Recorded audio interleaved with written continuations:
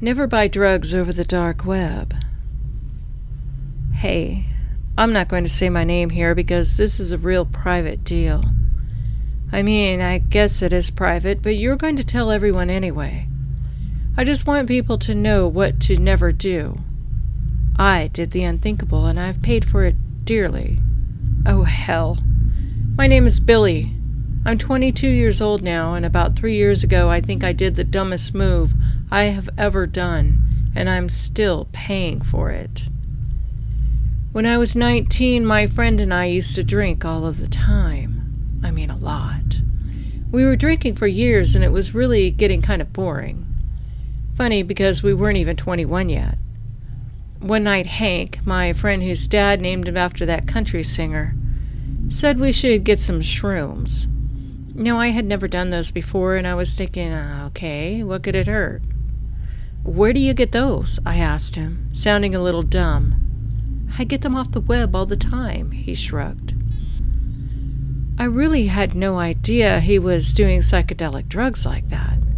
He didn't seem like the type, but what did I know? He clicked a few buttons on his phone and told me to wait, that it would be about an hour, and what do you know, an hour later, there was a quick knock at the door. I followed him to see who could possibly deliver illegal drugs like that at the click of a button, but no one was there.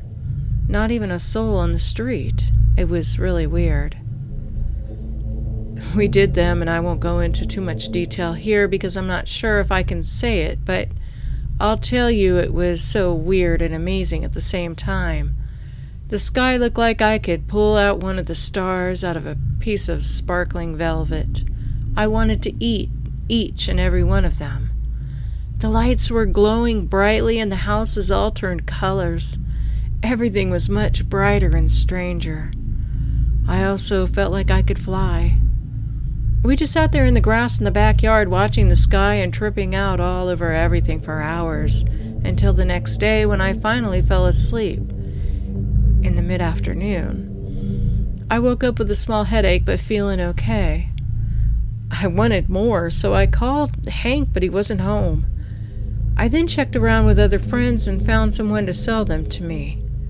It took a really long time to get there, and the effects weren't even close to what Hank had given me. Hey, where did you get those shrooms? I asked him. Is that why you called earlier? You want some already? He laughed into the phone. Yeah, man, I do. I tried some of the other ones, and they just made me feel ill and weird. Oh, no, don't do that. Hey, I can't order them for you, but you have to download the software from your phone and order them yourself. You probably have to use your brother's ID. He went on, and I did as he said. Then he gave me this ridiculously long website address that is so long I'm not even going to bother telling it to you, nor would I dare because it's dangerous. I copied the URL to my notepad and into the new browser, and it loaded up right away. When I opened it, it asked me for some private info I didn't have. It said I had to be 21 to order them, and I needed an ID. I was only 19. I didn't have an ID, and why would a website selling illegal drugs want my ID for anyway? I didn't care. I ran into my brother's room and grabbed his ID, then put in his info. It was stupid, I know. He was 22, though, and had sound asleep because he worked at night. I noticed the site only took crypto, so I bought some with my birthday Visa gift card. I was actually surprised it took it. The transaction went fine, and within 30 minutes there was a knock at the door. Just like before at Hank's house, it was there really quick. A lot faster than Joe Crackhead delivered the other batch. I went out and chomped on a piece and laid back to enjoy the trip. For hours I laughed and had fun texting others and taking pictures of things that weren't really there, or that didn't look as cool as I had thought they looked while taking the picture. This went on for a few days, a week when I didn't have to work, but then the unthinkable happened. Some guys in suits came to the door. They asked to speak to my brother, and I had no idea who they were, but as I was slightly high, I didn't really care. I went right up and told him some Mormons were there to see him. Confused, my brother came down and they arrested him for buying psychedelic drugs over whatever term they used over the internet. I was crushed. It was all my fault, but then I received a phone call from a private number with a deep, violent voice that said, "Don't say a fucking word." I immediately knew who it was from, and I kept silent, looking down the whole time. It wasn't long before he was let out of jail. They interviewed him and realized that it wasn't him after testing his blood work and finding out that he was at work on most days that orders happened. When I tried to hit the site later, the URL was gone and I was bummed. I didn't want to try the crackhead again, but I wanted some so badly, especially after the stress we had gone through with Jimmy in jail. There was a knock at the door. When I opened it, a small familiar package sat there with a note on it addressed to my name. I didn't realize these people actually knew who I was, but I opened it anyway. I was so desperate to forget what had happened even for such a short while. There sat the beautiful brown caps that called out to me. I first read the letter to make sure I wasn't being duped by friends for a prank or the feds. It just said, "We're watching you. Enjoy these as a gift. If you don't want them, then put the package back on the porch and all will be forgotten. We will leave you alone. If you do want them, expect to pay in a few days." I had no clue what that meant, but I was excited. I grabbed the box and went outside and zoned the rest of the afternoon. A few days later, another package came to the door, but this one had only a note and a camera inside. The note read, "Take this camera to the house 2 doors down, and at the window facing the west, take pictures without a flash inside the room, and then place it back in the box and put it on your porch. We will trade the package with your goods, which will be your payment. If you don't do it, then we will make sure the feds know who was buying those shrooms in your brother's name."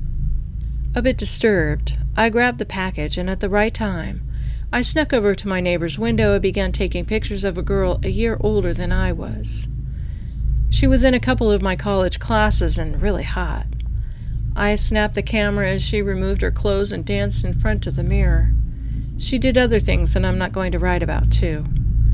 When she turned off the light, I stopped taking the pictures and then put the camera in the box. The next day, again, the box was replaced with a box of shrooms and with a note printed on paper. "Good job," it read. The next day in class, while she was looking all beautiful as usual, her phone went off. She looked at the text and immediately started crying, then got up and ran out of the door. The talk was that her pictures were used as blackmail. When she didn't have the money to pay, they were posted all over the social media website. I was the cause of that. Me and my stupid drug problem. I didn't know what to do. I felt like an ass, but I didn't say anything. I only wanted more shrooms. Maybe she should have shut her window at night, and that wouldn't have happened. I tried to reason with myself. A few days later, another note came in a box with another camera. This time it said to take the camera over to a house on Whistler Street and do the same, but this time I had to be extra careful. I wanted that package of shrooms, so I did it. When I got home, before putting the camera in the package, I puked all over the place. I shouldn't have done it. I should have called the cops.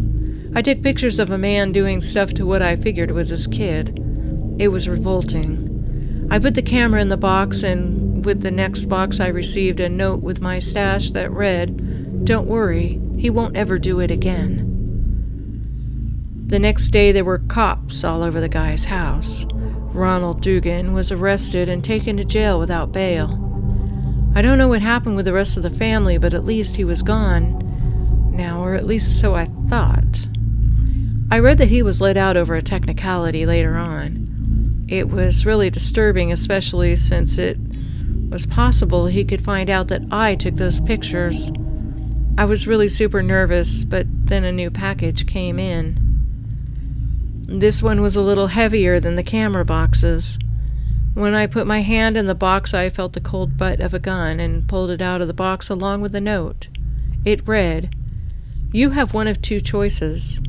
Either use this gun on the man down the street who was let out of jail, or if you do not, then you might as well use it on yourself, because your life is going to be a living hell if you don't." I then pulled a picture of me out of the box. I was standing at the window of the first girl from college taking her pictures. So here I sit, wanting those shrooms but not wanting to kill someone, and certainly not wanting to use a gun on myself. I'm scared. If I'm caught, I'll go to prison, I'm sure, and even if it is in the act of trying to protect the creep's kid. If I don't, then I'll probably go anyway for buying illegal drugs, using my brother's ID for it, and taking naked pictures of the girl from school, with my family hating me forever. I picked up the cold piece from the box and shoved it into my pocket. Then I headed out the door to Mr. Dugan's house. I have to risk it and protect the innocent, even if it means my life. At least I'll get another box of shrooms tomorrow. Hey, it's Spooky Boo. So I have a special going on with a bundle with a printed book and a t-shirt and a Kindle copy of the horror stories of Sandcastle. If you enjoy my stories, I'm offering a signed copy of the paperback and a t-shirt along with a digital copy of the book so your paperback doesn't get all destroyed. Just check it out at www.sandcastlehorror.com or www.scarystorytime.com, and the link will be right there on the front page. That's all for tonight. I'll see you in your nightmares.